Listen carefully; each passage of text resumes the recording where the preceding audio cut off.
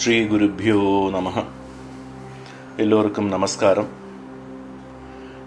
காஷ்மீர சைவம் என பிரசித்தி பெற்ற சிவாத்வைத தர்சனத்தின் தாத்விக கோட்பாடுகள் பற்றி சிறிய அளவிலும், அவ்வாறே ஸ்வச்சந்த தந்திரத்தில் ஆய்வு செய்யப்பட்டிருக்கும் சில சூக்ஷ்ம அம்சங்கள் குறித்தும் நாம் இதற்கு முந்தின முதல் பாகத்தில் புரிந்து கொண்டோம்.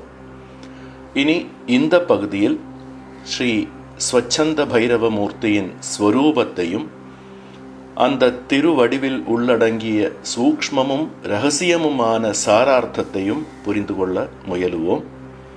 முதலில் அந்த சுவாமியின் ஸ்வரூபம் வர்ணிக்கும் ஸ்லோகங்களை ஸ்வச்சந்த தந்திரத்தில் 2வது படலத்தில் உள்ள 6 ஸ்லோகங்களை படிக்கிறேன்.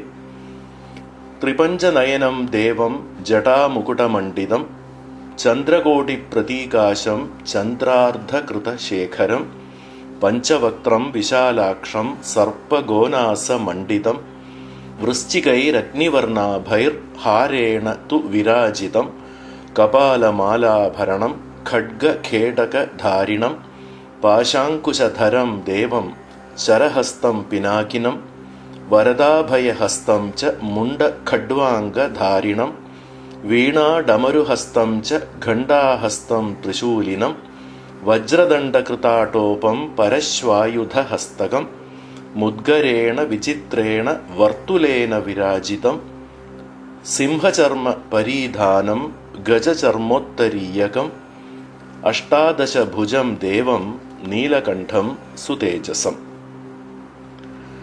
ஸ்ரீ ஸ்வச்சந்த பைரவரின் அங்கங்கள், அணிகலன்கள், ஆயுதங்கள் இவை ஒவ்வொன்றுக்குமான நுட்பமான நேர்த்தியான சீரிய பொருள் விளக்கம் ஸ்ரீ க்ஷேமராஜாச்சாரியர் தமது உத்யோத வியாக்கியானத்தில் தெளிவுற விளக்கமாக எடுத்து கூறியுள்ளதனை பார்ப்போம். விரிவான அம்சங்கள் நிறைய உள்ள ஒரு ஈஸ்வர ஸ்வரூப தியானத்திற்கு இவ்வளவு விரிவாக ஒரு சிறிய அம்சம் கூட விட்டு போகாத விதத்தில் ஒவ்வொன்றினுடைய இரகசிய சூக்ஷ்ம தத்துவங்களை முற்றிலும் தெளிவாக ஸ்பஷ்டமாக்கி இருக்கும் இதுபோன்ற ஒரு உரைநூல் வேறு இருக்குமா என்பது சந்தேகம்தான். ஒவ்வொரு பகுதியின் ஒவ்வொரு அம்சத்தின் சூக்ஷ்மமான பொருள் தெரிந்து கொள்ளும் போது ஸ்ரீ ஸ்வச்சந்த பைரவ ஸ்வரூப தத்துவத்தின் அகண்டமான வியாப்தியும் ஆழ்ந்த தன்மையும் சித்தத்தில் ஸ்புடமாக பதிய வேண்டியதும் இன்றியமையாதது என்றும் வலியுறுத்தியுள்ளார் ஆச்சாரியர் ஸ்ரீ க்ஷேமராஜர். திரிபஞ்ச நயனம் தேவம் ஜடா முகுட மண்டிதம். இந்த தியான ஸ்லோகம் ஆரம்பிப்பது கண்களின் விவரணத்தோடு. ஸ்ரீ ஸ்வச்சந்த பைரவருக்கு 5 முகங்கள், ஒவ்வொரு முகத்திலும் 3 கண்கள் வீதம், மொத்தம் திரிபஞ்ச நயனம் 15 கண்கள். ததாஹி திஸ்ருபிஹி பராதிசக்திபிஹி ஸ்தூல சூக்ஷ்ம பரபேதான் பஞ்சானாம் நயனம் ஏன திரிபஞ்ச நயனம். ஒவ்வொரு முகத்தில் உள்ள 3 கண்களும் பரா, பராபரா, அபரா சுரூபத்துடன் கூடிய பர சூக்ஷ்ம ஸ்தூல திருஷ்டிகளையும் கொண்டவை. இதுவே 15 கண்களின் முக்கியத்துவம். திரிபஞ்ச நயனம் தேவம். அடுத்தது ஜடா முகுட மண்டிதம். 5 சிரசுக்கும் திரிசடையும் அதற்கு மேலே முகுடம் எனும் சிறிய கிரீடங்களும் உள்ளன. ஜடாபிர் ஊர்த்வபத அவஸ்திதாபிர் பரமேஸ்வர்யாதி சக்திபிஹி முகுடேனச்ச ஸ்வாதந்திரியாஸ்பாரேண மண்டிதம். அதாவது சிரசின் மேற்பகுதியில் விளங்கும் பைரவரின் ஜடாபாரம் ஆன முடிக்கற்றை வாமா முதலான சக்திகளின் கூட்டங்களால் பிரபஞ்சம் முழுவதுமாக வியாபித்திருக்கும் ஐஸ்வர்யத்தை குறிக்கிறது. இந்த சக்திகளின் வாயிலாக ஸ்புரிக்கின்ற ஈசனின் தன்னிச்சையின் பெருக்கத்தை, விரிவாக்கத்தை தான் ஜொலிக்கும் ரத்னங்கள் பொருந்திய முகுடம் குறிக்கின்றது. முகுடேனச்ச ஸ்வாதந்திரிய ஸ்பாரேண மண்டிதம். அடுத்தது சந்திரகோடி பிரதீகாசம் சந்திரார்த்த கிருதசேகரம். சந்திரன் சோமதத்துவத்தின் சின்னம். சந்திரனின் தெளிந்த பிரகாசத்தின் குளிர்ச்சியும் நிலவொளியின் வெண்மையும் ஈசனின் கருணை நிறைந்த மென்மையான சாந்தமான பாவத்தையே குறிக்கிறது. அத்வைதத்வாத்து பைரவம் சௌமியம் சிந்தையேத் என்று ஸ்ரீ க்ஷேமராஜர் இங்கே ஸ்ரீ லக்ஷ்மி கௌளார் நவதந்திரத்தில் இருந்து உத்தரித்துள்ள ஸ்லோகம் இவ்வுரையின் முதல் பாகத்திலும் குறிப்பிட்டிருந்தேன். அதாவது அத்வைதமான மூல பாவத்தோடு கூடியுள்ள பைரவ ஸ்வரூபமானது சத்துவகுணம் நிறைந்த சௌமிய பாவம் கொண்டதாக மட்டுமே தியானிக்கப்பட வேண்டும் என்று பொருள். அது மட்டுமல்ல, சந்திரகோடி பிரதீகாசம், அந்த சத்வகுணம் நிறைந்த சாந்தமான சௌமியமான தேஜஸானது மிக அதிகமாக விரிவுற்று விருத்தி அடைந்தும் உள்ளது. அடுத்தது சந்திரார்த்த கிருதசேகரம். பிரபஞ்சம் முழுவதுமாக வியாபித்திருக்கும் தன்மையை குறிக்கும் ஜடாமுடியில் தரித்திருக்கும் பிறை கீற்றானது அமிர்தகலை ஆகும். சைவ சத்பாவம் எனும் சிவனருட்திறத்திலிருந்து உண்டாகும் ஜீவனின் அமரத்தன்மையை, மரணமில்லா பெரு வாழ்வையே இந்த அமிர்தகலை சுட்டிக்காட்டுவது என்று சொல்லப்பட்டிருக்கிறது. அதாவது பைரவ பகவானின் அமிர்த கலையிலிருந்து கசியும் ஆனந்த அமிர்தம்தான் உலகு முழுவதும் பறந்து ஜீவஜாலங்களை உயிர்ப்பிக்கின்றது என்று அர்த்தம். இதுபோக சாதகன் சோமமண்டலம் எனப்படும் துவாதசாந்தத்தில் உள்ள உன்மனி ஸ்தானத்தில் விசேஷமாக நிறைவேற்றும் ஒரு இரகசிய சாதனையையும் இது நினைவூட்டுகிறது. நாதயோக சாதனை எனப்படும் இந்த சாதனையை பற்றி பிறகு பார்ப்போம். அடுத்தது பஞ்சவக்திரம், 5 முகங்கள் என்று முன்பே கூறப்பட்டது. சித், ஆனந்தம், இச்சை, ஞானம், கிரியை எனும் 5ம் உலகில் பெருக்குபவையே இந்த 5 முகங்களும். பஞ்சவக்திரம் இது சிதானந்த இச்சா ஞான கிரியாக்கியானி பஞ்சபரஸ்வரூப அபிவ்யஞ்சகானி சம்சார திராணரூபாணி வக்திராணி. அதாவது சித், ஆனந்தம், இச்சை, ஞானம், கிரியை எனும் 5ம் பகவானின் பரஸ்வரூபத்தின் சூச்சகங்களும் சம்சாரத்திலிருந்து ஜீவர்களை காப்பவையும் ஆகும் என்று பொருள். சம்ரக்ஷணம், அதாவது காப்பது என்பதே ஈசனின் முகங்களின் தர்மமாகும், வக்திர தர்மம். முகத்தில் அமைந்துள்ள கண்களின் பார்வையும் ரக்ஷணத்தை அளிப்பவையே என்ற பாவனையுடன் பக்தன் இந்த முக தியானத்தை செய்ய வேண்டும். ஈசானம், தத்புருஷம், அகோரம், வாமதேவம், சத்யோஜாதம் என்பவையே ஈஸ்வரனின் முகங்கள். இந்த 5 முகங்களில் ஒவ்வொரு முகத்திற்கும் வெவ்வேறு கலைகள், அதாவது விசேஷ லட்சணங்களை குறிப்பிடும் சக்தி ரூபங்கள் உள்ளன. அவை என்னவென்று பார்ப்போம். இறைவனின் 5 தொழில்களில் அனுக்கிரகம் எனும் 5வது தொழில்தான் ஈசான முகத்தின் செயல்பாடு. தாரா, சுதாரா, தரணி, தாரயந்தி, சுதாரிணி எனும் 5 கலைகள், அதாவது அனுக்கிரக ரூபத்தில் ஜீவர்களை சம்சாரத்திலிருந்து காக்கின்ற, தரணம் செய்கின்ற திராண சக்தி கலைகளே ஊர்த்வ முகமாக உள்ள ஈசான முகத்தை சார்ந்தவை. நிவிருத்தி, பிரதிஷ்டா, வித்யா, சாந்தா எனும் கலைகள் கிழக்கு நோக்கி இருக்கும் தத்புருஷ முகத்தை சார்ந்தவை.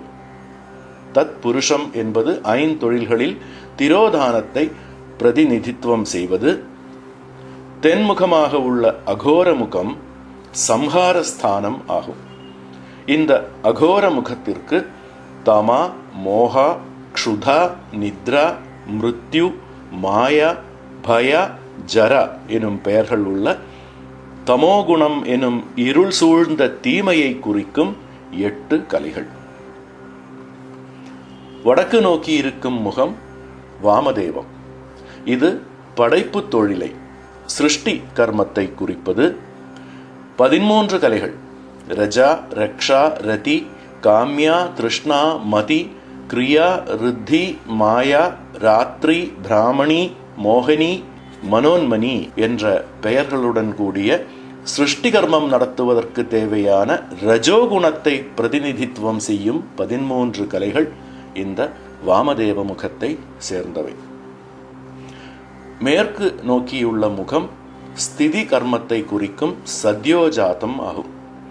சித்தி, ரித்தி, தியுதி, லக்ஷ்மி, மேதா, காந்தி, சுதா, ஸ்திதி எனும் சத்வகுணம் நிறைந்த 8 கலைகள் உள்ளன சத்யோஜாத முகத்திற்கு.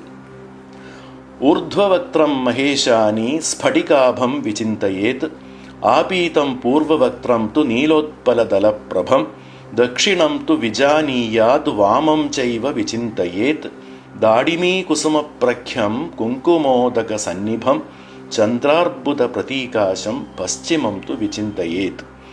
மேல் நோக்கிய ஊர்த்வ முகமான ஈசானம் ஸ்படிக வர்ணத்திலும், கிழக்கு நோக்கிய தத்புருஷ முகம் இளம் மஞ்சள் நிறத்திலும், தெற்கு நோக்கிய அகோர முகம் நீல நிறத்திலும், மேற்கு பார்த்துள்ள சத்யோஜாதம் வெண்ணிறத்திலும், வடக்கு முகமான வாமதேவ முகம் சிவந்த நிறத்திலும் உள்ளதாகவும் கூறப்பட்டுள்ளன. இந்த வர்ணங்களோடு கூடியவையாகவே ஸ்ரீ ஸ்வச்சந்த பைரவரின் 5 முகங்களையும் தியானம் செய்யும் போது சிந்தையில் பாவிக்க வேண்டியவை. அடுத்ததாக கண்கள் தியானிக்கப்படுகின்றன. விஷாலாட்சம். ஸ்ரீ பைரவரின் 15 கண்களும் விசாலமானவை. ஒரு சாதகனின் திருஷ்டியானது எந்த விதத்தில் இருக்க வேண்டும் என்பதனையே இந்த விசாலமான கண்கள் அறிவுறுத்துகின்றன. அந்தர்லக்ஷ்யோ பகிர்திருஷ்டி நிமிஷோன்மேஷ வர்ஜிதः. பகவானின் ஆந்தரீகமான ரூபத்தில், அதாவது இரகசியார்த்த சூக்ஷ்ம தத்துவங்களில் கவனத்தை ஒருமுகப்படுத்திக் கொண்டு மட்டுமே கண் இமையாமல் பகவானின் பாஹ்யஸ்வரூபத்தை, வெளி உருவை தர்சனம் செய்ய வேண்டும் என்று அர்த்தம். அந்தர்லக்ஷ்யோ பகிர்திருஷ்டி நிமிஷோன்மேஷ வர்ஜிதः. இந்த தருணத்திலே சிவாத்வைதத்தின் ஒரு பிரத்யேகமான தனிச்சிறப்பு வாய்ந்த ஒரு பிரயோகத்தை பற்றி தெரிந்து கொள்ள வேண்டியதும் அவசியம். ஆஷ்யான பாவம். அப்படி என்றால் என்ன? ஆஷ்யானம் என்றால் இறுகுவது, ஈரம் உலர்ந்து கட்டியாவது, அதிகமாக கனமாவது என்று பொருள். உதாரணமாக, வாயு உருவில் உள்ள நீராவியானது திரவிய உருவில் கனமடைந்து ஜலமாவது, மறுபடியும் அது கனமடையும் போது இன்னும் கெட்டியாகி பனிக்கட்டியாக கூடுதலாக இறுகுவது. அதே போலவே ஸ்ரீ பரமேஸ்வரர் பாரமார்த்திக சத்தியம் எனும் நிஷ்பிரபஞ்ச தலத்திலே, அனுபவத்திற்கு எட்டாத பரமோன்னத தலத்திலே சூக்ஷ்மாத்து சூக்ஷ்மஸ்வரூபத்தில் உள்ளவர் அல்லவா? சுத்த வித்யை எனும் படிநிலையில் ஸ்தூல ரூபத்தை ஏற்றுக்கொள்கிறார். இதனை சுத்த வித்யா பூமிகா என்பர். சுத்த வித்யா பூமிகையில் கொஞ்சமாக ஸ்தூல ரூபம் கைக்கொண்ட சிவனார் மாயா பூமிகையில் மேலும் கெட்டியாகி பஞ்சபூதாத்மகமான பிரபஞ்சத்தின் வடிவை மேற்கொள்கிறார். சுத்த வித்யா பூமிகா, மாயா பூமிகா என்பதற்கெல்லாம் என்ன பொருள்? 36 சிருஷ்டி தத்துவங்களையே ஆகமங்கள் அங்கீகரித்துள்ளன என்பது உங்களுக்கு தெரிந்திருக்கலாம்.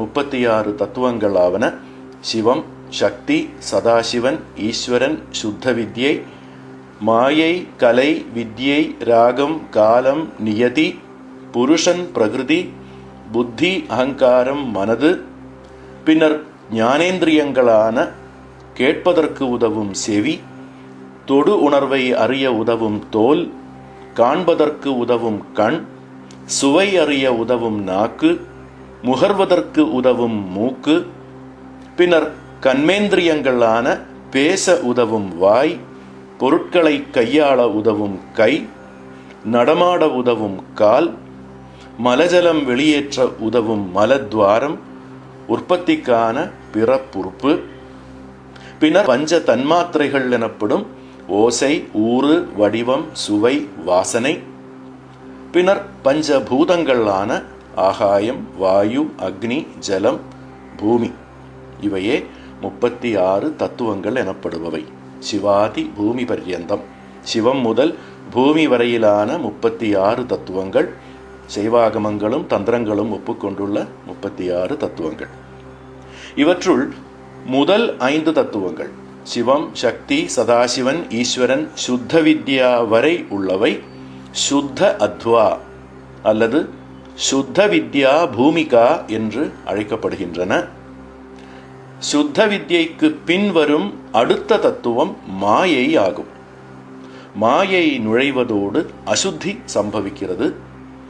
பிரபஞ்ச தசை எனும் இந்த எர்த்லி டைமென்ஷன் எனப்படுவதும் மாயையின் படைப்போடு ஆரம்பிக்கிறது என்பதனாலேயே சுத்தத்தன்மை இழக்கப்பட்டு அசுத்தத்தன்மை கைக்கொள்ளப்படுவதாக கூறப்பட்டிருப்பது. மாயா தத்துவம் முதல் கடைசியிலுள்ள 36வது தத்துவமான பூமி வரையான 31 தத்துவங்களும் அசுத்த அத்வா அல்லது மாயா பூமிகா என்று அழைக்கப்படுகின்றன. பாரமார்த்திக சத்தியம் எனும் கடைமுடிவான பிரபஞ்ச எல்லைக்கு அப்பாற்பட்ட ஆழ்நிலை வெளியில் நிர்குண நிர்விகல்ப நிராகார தத்துவமாக விளங்கும் அனுத்தர சிவம் உலகை படைக்க துவங்கும் போது சுத்த அத்வாவில் சத், சித், ஆனந்தம் முதலான 3 நிறை குணங்களுடன் பரிபூர்ணமான சிவ தத்துவமாக, முதல் தத்துவமான சிவ தத்துவமாக பைரவஸ்வரூபம் ஸ்வீகரிக்கின்றார். அசுத்த அத்வாவில் படைப்பின் முடிவில் பஞ்சபூதங்களான பிரபஞ்சமாகவும் அதில் வாழும் ஜீவஜாலங்களாகவும் ஸ்தூல ரூபத்தை மேற்கொள்கிறார். இவ்வாறு சிவத்துக்கும் ஜீவர்களுக்கும், சிவத்துக்கும் உலகுக்கும் வேற்றுமையில்லாமல் இருப்பதே சிவாத்வைதம் பறைசாற்றும் அத்வைத நிலை என்பதனை புரிந்து கொள்ள வேண்டும். சிவாத்வைதத்தின் அத்வைதம் என்பது இதுதான். ஒவ்வொரு தத்துவங்களின் படைப்பும் முன்னேறும் போது சாக்ஷாத் ஸ்ரீ பரமேஸ்வரரே தான் அந்தந்த தத்துவங்களாக சூக்ஷ்மத்திலிருந்து ஸ்தூலமாக ஆஷ்யான பாவத்தில் படிப்படியாக நுண்மையை இழந்து சூக்ஷ்ம பாவத்தை கைவிட்டு கூடுதலான செறிவை, அடர்த்தியை, ஸ்தூலத்தன்மையை மேற்கொள்கிறார். இதுவே ஆஷ்யான பாவம் மேற்கொள்ளல் என்பது. ஆஷ்யானம் சித்ரஹஸ்ய ஔகம் சாகாரத்வம் உபாகதம் ஜகத்ரூபதயா வந்தே பிரத்யக்ஷம் பைரவம் வபுகு. சித்ரச கனமாக இருக்கும் அந்த பரம்பொருள் சாகாரத்துவத்தை, அதாவது உருவத்தன்மையை ஸ்வயமாக ஏற்றுக்கொண்டு ஜகத் ரூபத்தில் பிரதிபலிக்கிறார். ஆகவே இந்த ஜகத்தே தான் பிரத்யக்ஷமாக காணப்படும் ஸ்ரீ பைரவரின் மேனி, திருவுடல். இந்த பிரபஞ்சமே பைரவ சரீரம் எனப்படுவது. ஆகவே நாம் காண்கின்ற இந்த பிரபஞ்சமானது உண்மையில் சுத்த சம்வித் ஸ்வரூப பரமேஸ்வரரே ஆவார். தனது லீலையாலும் சுதந்திரத்தாலும் ஸ்வயமாக ஆஷ்யானுபாவத்தில், அதாவது ஸ்தூலமான நிலையில் நுண்மையில் இருந்து திண்மையை எட்டின கிரமத்தில் மாயை எனும் ஒரு போர்வைக்குள் தன்னை மறைத்து கொண்டு பிரதிபலிப்பதே இந்த பிரபஞ்சம் என்ற பகுத்தறிவு இந்த ஸ்தூல ரூப தியானத்தில் உண்டாகியிருக்க வேண்டும். அடுத்தது சர்ப்ப கோனாச மண்டிதம் விருச்சிகைர் அக்னிவர்ணாபைர் ஹாரேண து விராஜிதம். பாம்பு, கோனாசம், கோனாசம் என்றால் பாதாளத்தில் உள்ள அதிகோரமான விஷம் கொண்ட நாகம் என்று பொருள். விருச்சிகம் என்றால் தேள். இம்மூன்று வகையான வினோதமான மாலைகளை அணிந்துள்ளார் ஸ்ரீ ஸ்வச்சந்த பைரவ தேவர். மாயாமலம், கர்மமலம், ஆணவமலம் எனும் மும்மலங்களே இவ்வாறு விசித்திர ஹாரங்களின் ரூபத்தில் ஸ்ரீ பைரவரின் கழுத்தில் அலங்காரமாக திகழ்பவை. விஷம்தான் இம்மூன்று ஜந்துக்களிலும் உள்ளது இல்லையா? விஷத்தின் தன்மையுடையதுதான் இந்த சம்சார துக்கங்களுக்கு காரணமாக உள்ள மலம் எனப்படுவது. சுற்றி பிணையும் பாம்பை ஒத்தது மாயிக மலம் எனின், அதைவிட கொடிய விஷம் கொண்ட பாதாள நாகம் போன்றது கார்மிக மலம். ஏனென்றால் அதன் விஷமானது வெளியேறி போகாமல் ஜென்ம ஜென்மங்களாக தொடர்ந்து பற்றிக் கொண்டே வருகிறது. நான் என்ற போதத்தால் வேறிட்ட ஜீவர்களாக மாறிய ஆணவ மலமானது உருவத்தில் சிறிய ஜந்துவானாலும் மிகுந்த வலியை கொடுக்கக்கூடிய தேள் போன்றது. நான் என்ற அந்த தனித்துவம்தான் கடுமையான வேதனையை அளிக்கும் விஷம். இம்மும்மலங்களையும் ஜீவர்களோடு இணைத்தும் வேறுபடுத்தியும் விளையாடிக் கொண்டிருப்பதனையே ஈஸ்வரரின் கழுத்தில் ஆடிக்கொண்டிருக்கும் இந்த மாலைகள் சுட்டிக்காட்டுகின்றன. பகிஷ்கிருத மாயீய கார்ம ஆணவாக்கிய பாசத்ரய சம்யோஜன வியோஜன கிரீடாபரத்வம் உக்தம். அடுத்தது கபாலமாலாபரணம். இந்த சம்சாரத்தை பிரதிநிதித்துவம் செய்யும் சின்னங்களே தலையோடுகள் கோர்த்த மாலை. அசேஷ விஸ்வம் கபாலமாலாத்மனாவய பிரபஞ்ச ரூபம் ஆபரணம். அதாவது அனைத்து ஜீவ பிரபஞ்சங்களும் பிரம்மாண்டங்களும் உண்மையில் கபாலம் போல நிலையற்றவை. அவை அனைத்துமே ஈஸ்வரனின் மார்பில் ஆடிக்கொண்டிருக்கின்ற வெறும் கபாலங்கள் கோர்த்த மாலைக்கு ஒப்பானவை என்று சாரார்த்தம். ஸ்ரீ பைரவரின் அணிகலன்களின் விவரணத்திற்கு பின்னர் அடுத்ததாக 18 கைகளிலும் தரித்துள்ள ஆயுதங்கள் விவரிக்கப்படுகின்றன. அதற்கு முன்னதாக ஸ்ரீ க்ஷேமராஜாச்சாரியர் 18 கைகளின் தத்துவத்தை எடுத்துரைக்கிறார். சிதானந்த கனஸ்ய பகவதஸ்திஸ்ர இச்சாஞான கிரியாக கரணரூபாக ஐகைகஸ்யாஸ்ச சக்தேஸ்த்ரைரூப்யான் நவத்வம் தத்ராபி பராபர பேதேன துவைவித்யதஷ்டதசபுஜத்வம். அதாவது சிதானந்த கனஸ்வரூபரான பகவான் ஸ்ரீ பரமேஸ்வரரின் இச்சை, ஞானம், கிரியை எனும் 3 சக்திகள் கைகளின் வடிவம் கொள்கின்றன. செயல்களை செய்வதற்கு உள்ளவையே கைகள். அதாவது பிரபஞ்சத்தின் உற்பத்தி, ஸ்திதி, சம்ஹாரம் எனும் செயல்களில் இறைவனுக்குள்ள சுதந்திரத்தை பிரயோகிப்பதற்கான 3 முக்கிய சக்திகள் தான் இச்சை, அதாவது இறைவனின் நாட்டம், அதை திட்டமிட்டு உருவாக்குவதற்கான அறிவு எனும் ஞானம், பின்னர் அதனை செயல்படுத்துவதற்கான கிரியை எனப்படும் 3 சக்திகள். இம்3 சக்திகளுமே ஸ்ரீ பைரவரின் சரீரத்தில் கரங்களாக உருவெடுத்துள்ளவை. இம்3ம் ஸ்தூலம், சூக்ஷ்மம், பரம் என 3 விதத்தில் ஆகும்போது 3 9 ஆகின்றன. இவை மறுபடியும் பராதலம், அபராதலம் என 2 நிலைகளாக வேறுபடும் போது ஒவ்வொரு பக்கத்திலும் 9 வீதம் மொத்தம் 18 கரங்கள் ஆகின்றன என்று அர்த்தம். இந்த 18 கைகளில் மொத்தம் 12 ஆயுதங்களும் 3 வாத்திய உபகரணங்களும் தலையோடு எனும் அடையாள முத்திரையும் பின்னர் 2 கைகளிலாக அபய வர முத்திரைகளையும் தரித்திருக்கிறார் ஸ்ரீ ஸ்வச்சந்த பைரவர். खड्ग खेडग धारिणं पाशाङ्कुशधरं देवं शरहस्तं पिनाकिनं वरदाभयहस्तं च मुण्ड खड्वाङ्गधारिणं वीणाडमरुहस्तं च घण्टाहस्तं त्रिशूलिनं वज्रदण्डकृताटोपं परश्वायुधहस्तकं मुद्गरेण विचित्रेण वर्तुलेन विराजितम्.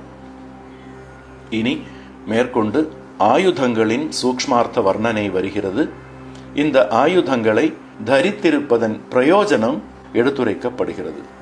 முதலில் வாள், கேடயம், खड्गम खेडगम. खड्गेन ज्ञानशक्त्यात्मना पाशच्छेदनं खेडकेन क्रियाशक्तिरूपेण பக்தானாம் சம்சார திராச பரிஹரணம். खड्गம் அதாவது வாள் வெட்டுவதற்குள்ளது.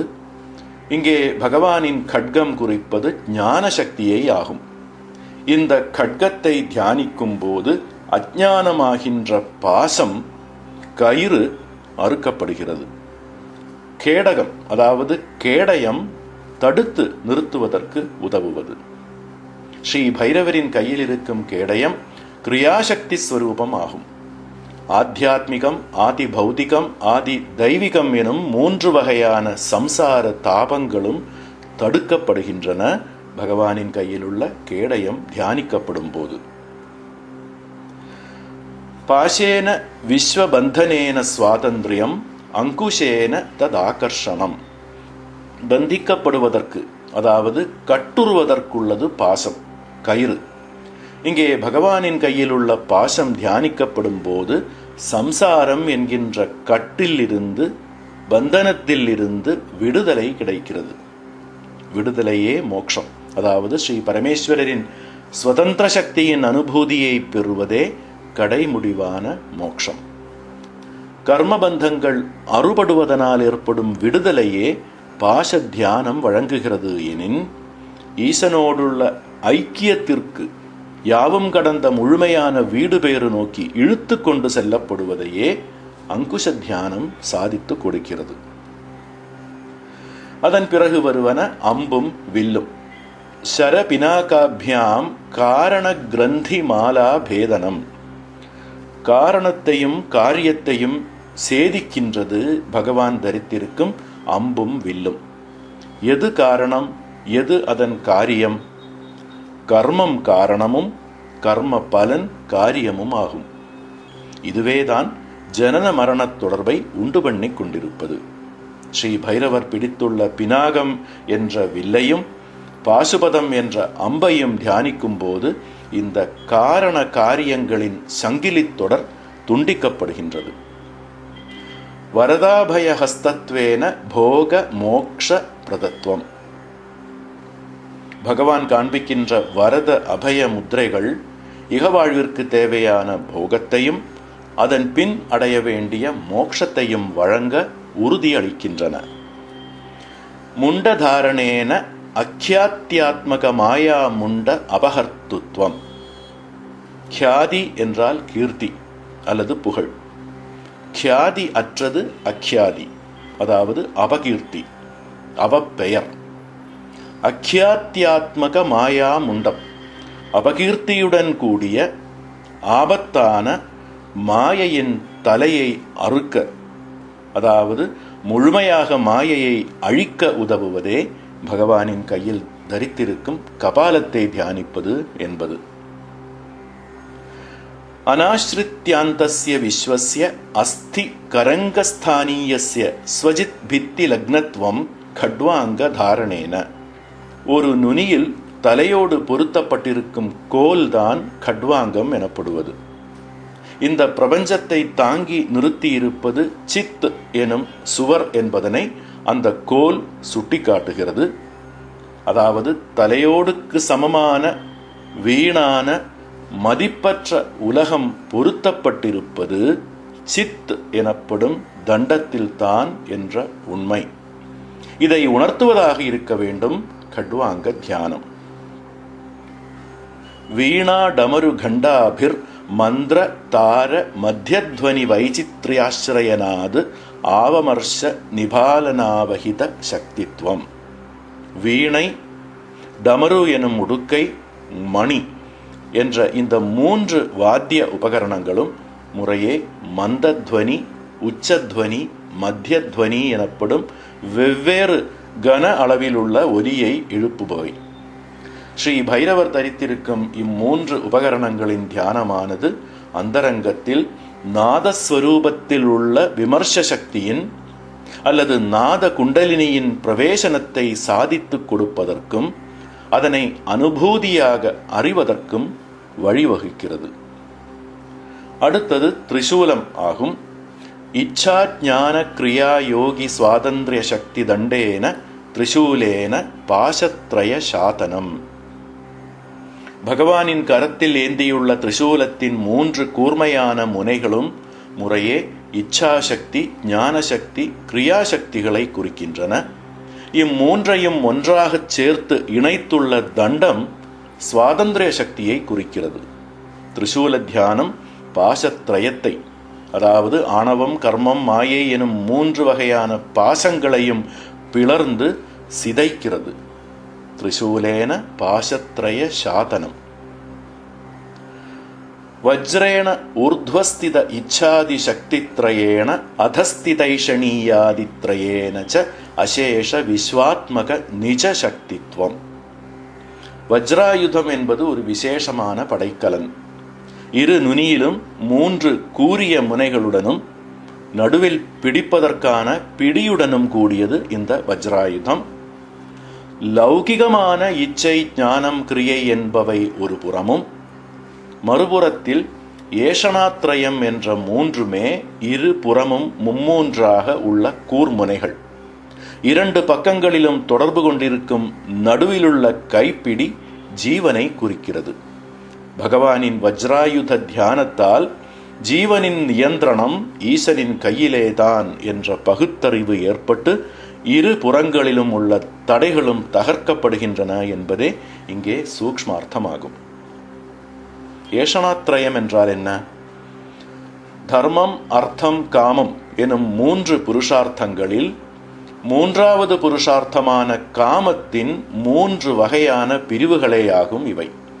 ஏஷணா என்றால் பெருவேட்கை அல்லது அடக்க முடியாத ஆர்வம். புத்திரைஷணா, வித்தைஷணா, லோகைஷணா, அதாவது பிள்ளைகளிடம் உள்ள ஆசை, செல்வத்திடம் உள்ள ஆசை, அதிகாரத்திற்கான ஆசை. இம்மூன்றுமே ஏஷணாத்ரயம் எனப்படுபவை. அடுத்தது தண்டேன நியதிசக்தியாத்மனா விஸ்வ நியமனம்.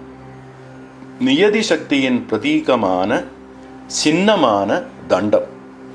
தண்ட தியானம் வாயிலாக விஸ்வத்தின் நியந்திரணம், உலகின் மீதுள்ள அதிகாரம் என்பது இயல்பான செயலாகி விடுகிறது. அதாவது உலக வாழ்க்கையின் சிக்கல்களில் மாட்டிக்கொள்ளாமல் சுய நியந்திரணத்தில், சுய கட்டுப்பாட்டில் இருப்பது என்பது சாத்தியமாகிறது. பரசுனா ஹலாகிருதினா நாதசக்தியாத்மனா முத்கரேண பிந்துசக்தி ரூபேண அசேஷ பேத விதாரண சூர்ணீகரணம். இறுதியான 2 ஆயுதங்கள், அதாவது ஸ்ரீ ஸ்வச்சந்த பைரவரின் 17வது கையிலும் 18வது கையிலும் தரித்திருக்கும் ஆயுதங்களே பரசு எனும் கோடாலியும் முத்கரம் எனப்படும் சம்மட்டியும். முடிவான இவ்விரண்டு ஆயுதங்களின் தியான சித்தியாக கூறப்பட்டிருப்பது மிகவும் இரகசியமான நுட்பமான தத்துவமாகும். அது என்னவென்று பார்ப்போம். பரசுனா ஹலாகிருதினா நாதசக்தியாத்மனா. பரசுவின் தியானத்தால் ஹலத்தின், அதாவது கலப்பையின் வடிவில் உள்ள நாதாந்த சக்தியாலும், முத்கரேண பிந்து சக்தி ரூபேண அசேஷ பேத விதாரண சூர்ணீகரணம். சம்மட்டியின் தியானத்தால் வட்ட வடிவில் உள்ள பிந்துவாலும் பிந்து சக்தியாலும் அனைத்து மாயா பேதங்களும் பிளர்க்கப்பட்டு பொடியாக்கப்படும். அசேஷ பேத விதாரண சூர்ணீகரணம். பிந்து, அர்த்தச்சந்திரம், ரோதினி, நாதம், நாதாந்தம், சக்தி, வியாபிகா, சமன, உன்மணி என அறியப்படும் நவநாத சக்திகளையும் ஒவ்வொரு சின்னத்தால் அடையாளப்படுத்துகிற வழக்கமுண்டு. இவற்றுள் கலப்பையின் வடிவில் உள்ளது நாதாந்தத்தின் சின்னமாகும். இவ்விரண்டு ஆயுதங்களின் தியானமும் ஹம்ச ஸ்வச்சந்தம் எனப்படும் நிஷ்கள பரபட்டாரக அவஸ்தைக்குள் சாதகன் பிரவேசிப்பதற்கான யோக ரீதியில் உள்ளவை ஆகும். தசதா யோக மார்க்கேண ஹம்ச ஸ்வச்சந்தம் அபியசேத் மந்திரம் பிந்துமதீதம் து நாதாந்தம் ஜோதிராகிருதிம் என்ற ஸ்வச்சந்த தந்திரத்தின் 7வது படலத்தில் 293வது ஸ்லோகத்தின் வியாக்கியானத்தில் நாடி சுத்தி, பிராணசக்தி நியந்திரணம் முதலானவற்றை கையகப்படுத்தும் ஸ்வப்பிரகாச சிதானந்த கனம் ஆகின்ற ஹம்ச ஸ்வச்சந்த தியான முறையை ஸ்ரீ க்ஷேமராஜர் விவரித்துள்ளார். கொஞ்சம் சங்கீர்ணமான சிக்கலான விஷயமானதனால் அதன் விளக்கத்தை இங்கே தவிர்த்துள்ளேன். ஆக இந்த விதமாகத்தான் ஸ்ரீ ஸ்வச்சந்த பைரவ மூர்த்தியின் 18 கைகளிலும் ஏந்தியுள்ள 18 ஆயுதங்களின் சூக்ஷ்ம அர்த்தங்களும் தத்துவங்களும் அந்த ஆயுதங்களை தியானிப்பதால் அடையப்பெறும் பலன்களும் விளக்கப்பட்டிருக்கின்றன. அதன்பின் பகவான் ஸ்ரீ ஸ்வச்சந்த பைரவர் உடுத்திருக்கும் 2 வஸ்திரங்களின் சூக்ஷ்ம தத்துவமும் கூட கூறப்பட்டுள்ளன. சிம்ஹச்சர்ம பரிதானம் கஜச்சர்மோத்தரீயகம் அஷ்டாதச புஜம் தேவம் நீலகண்டம் சுதேஜசம். சிம்ஹச்சர்ம பரிதானம், அதாவது சிங்கத்தின் தோலை, புலித்தோல் அல்ல, சிங்கத்தின் தோலையே ஸ்வச்சந்த பைரவர் அறையில் உடுத்துள்ளார். சிம்ஹோ வித்யேஸ்வர சதாசிவ சக்தி சிவாத்மக பஞ்சானனச்சித் ஸ்பாரஹ தஸ்ய சர்ம சரிதம். சிங்கத்திற்கு வடமொழியில் பஞ்ச ஆனனன் என்ற ஒரு பெயர் உண்டு. பஞ்ச என்றால் அகன்ற, விஸ்தாரமான என்று பொருள். ஆனனம் என்றால் முகம். சிங்கத்தின் முகம் பெரிதாக விளங்குவதனாலேயே இந்த பெயர் அதற்கு கிடைத்தது. பஞ்ச என்பதற்கு 5 என்றும் அர்த்தம் உண்டு. சுத்த அத்வா எனப்படும் முதல் 5 சிருஷ்டி தத்துவங்களின், அதாவது சிவ சக்தி சதாசிவ ஈஸ்வர சுத்த வித்யா எனும் 5 சுத்த தத்துவங்களின் பிரதீகம் அல்லது சின்னமாக இங்கே சிம்ஹம் குறிப்பிடப்பட்டுள்ளது. பேதமற்ற அத்வய பைரவ ஸ்வரூபத்தை சுற்றியிருக்கும் சித் ஸ்வரூபமான இந்த 5 சுத்த தத்துவங்களையே பகவான் அறையில் சுற்றி உடுத்துள்ள சிங்கத்தின் தோல் குறிப்பது. கஜ சர்மோத்தரீயகம், யானையின் தோலை உத்தரியமாக, மேலாடையாக அணிந்துள்ளார்.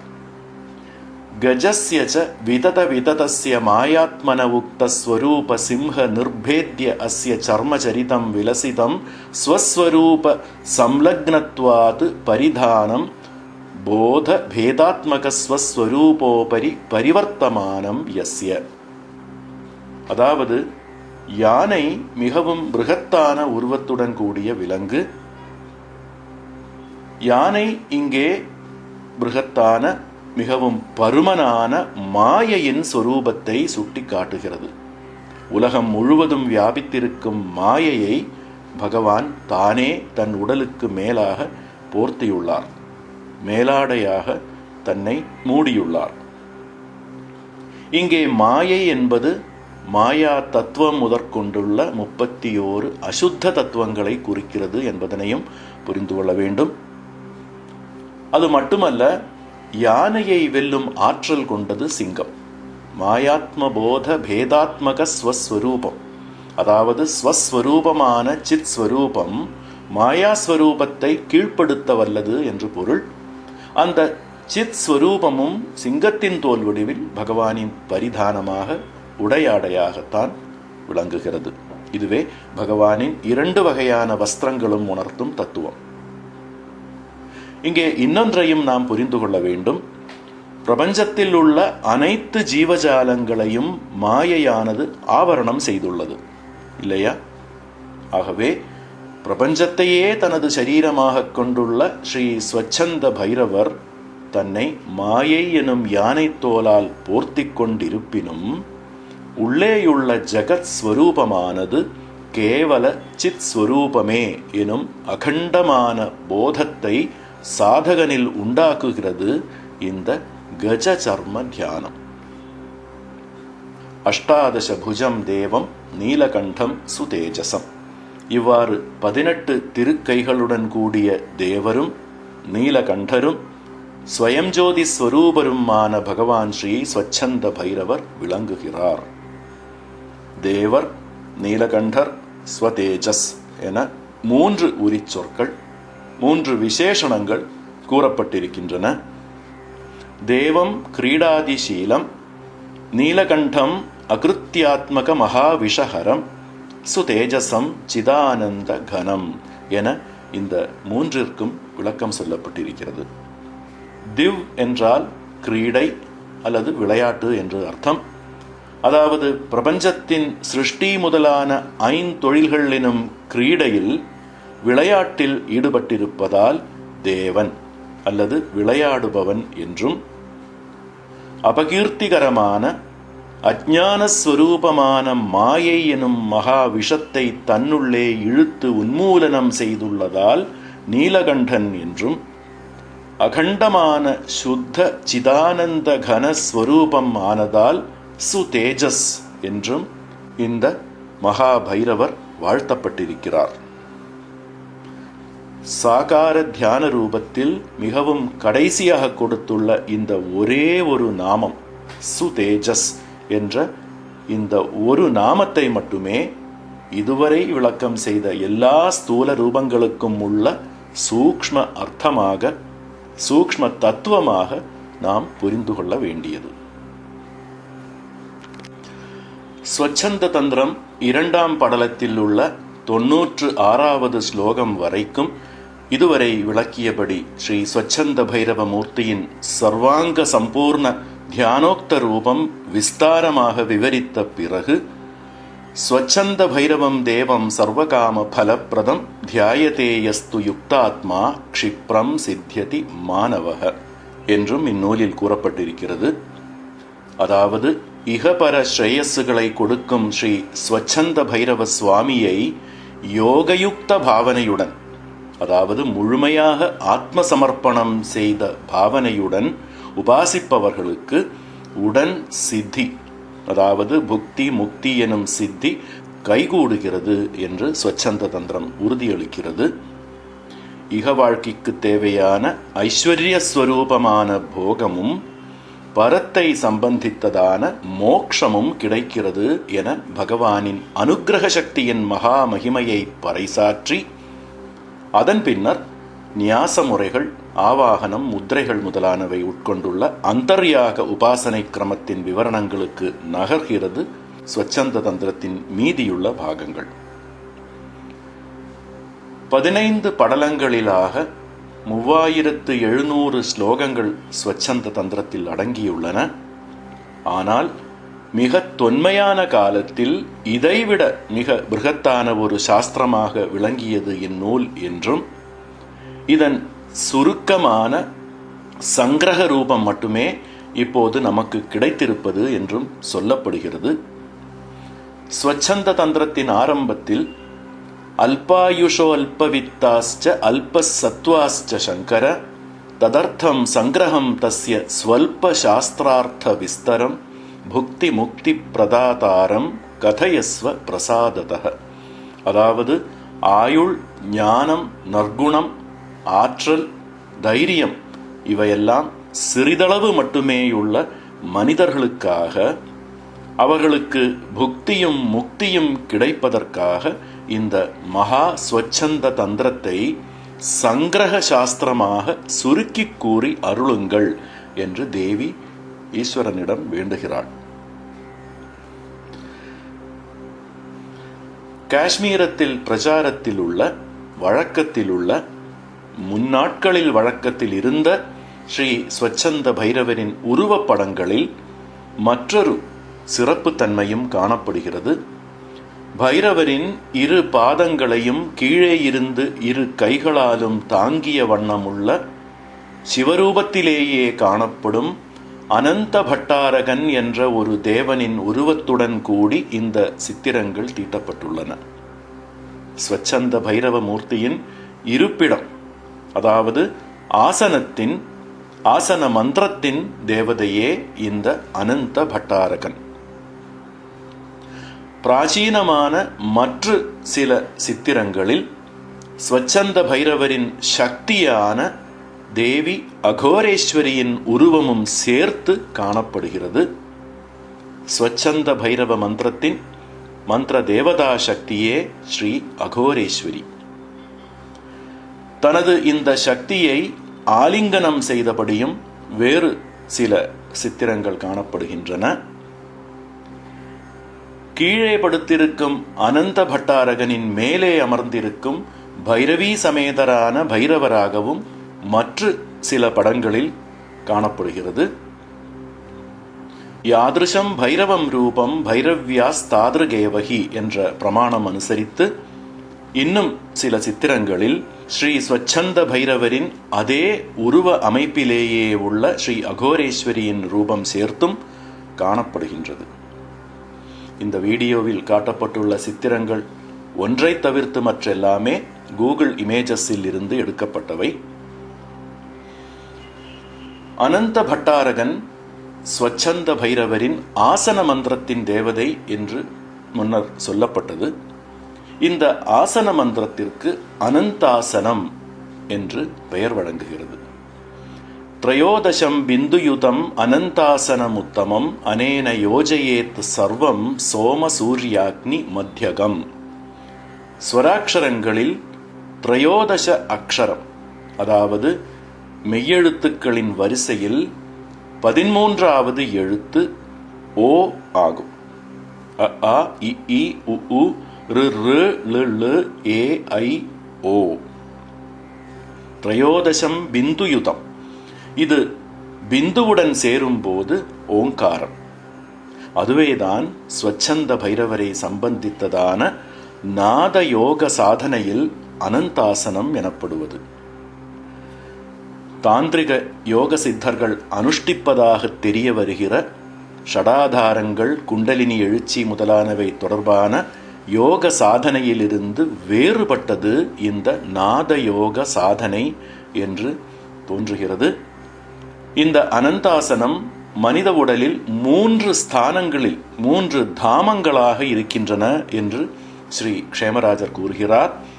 ஏதத் சம்பிரதி ஈஸ்வரேண ஆசனவாச்சித்வேன நியுக்தத்வாத் அதஸ்த ஆனந்த மூல வித்யேசாந்த மத்தியவியாபினி பதஸ்த அனந்த பர்யந்த ஆசன ரூபம் இத்யர்த்தः. சர்வாத்வோர்த்வவர்த்தினோ அனந்த பட்டாரகஸ்யைவ தராதர அனந்த ரூபா பிரபஞ்ச வியாப்திஹி இதி பவிஷ்யதி. தத் வியாபினி பதஸ்தான பர்யந்தா இஹைவாசன வியாப்திஹி அத ஆக உத்தமமிதி அதிசயேன உத்கதம் சர்வாத்வமூர்தஸ்தம் இத்யர்த்தः. அதாவது அதோதாமம், மத்தியதாமம், உத்தமதாமம் என 3 தாமங்களிலாக அனந்தாசனம் எனப்படும் அனந்தேஸ்வரரின் ஸ்தானங்கள், ஓங்கார ஸ்தானங்கள் அமைந்துள்ளன. இம்மூன்றும் உள்ளது சுத்த அத்வா க்ஷேத்திரங்களில் ஆகும். சுத்த அத்வா என்றால் என்ன என்பது முன்னரே விளக்கப்பட்டது. ஓங்கார சப்தத்தின் முடிவில் உள்ள அதிசூக்ஷ்மமான பிந்து முதல் உன்மணி வரையிலான 9 நாதஸ்தானங்களில், இந்த நாதஸ்தானங்களை நவநாதங்களை பற்றியும் நாம் முன்னரே அறிந்திருந்தோம். அதாவது பிந்து, அர்த்தச்சந்திரம், ரோதினி அல்லது நிரோதிகா, நாதம், நாதாந்தம், சக்தி, வியாபினி, சமனா, உன்மணி என்ற 9 நாதஸ்தானங்களில் நிரோதிகா வரை உள்ளதுதான் அதோதாமம் அல்லது அதஸ்த அனந்தாசனம். அதன் பிறகு நாதம், நாதாந்தம், சக்தி எனும் 3க்கும் மேலேயுள்ள வியாபினியே மத்தியதாமம் அல்லது மத்திய அனந்தாசனம்.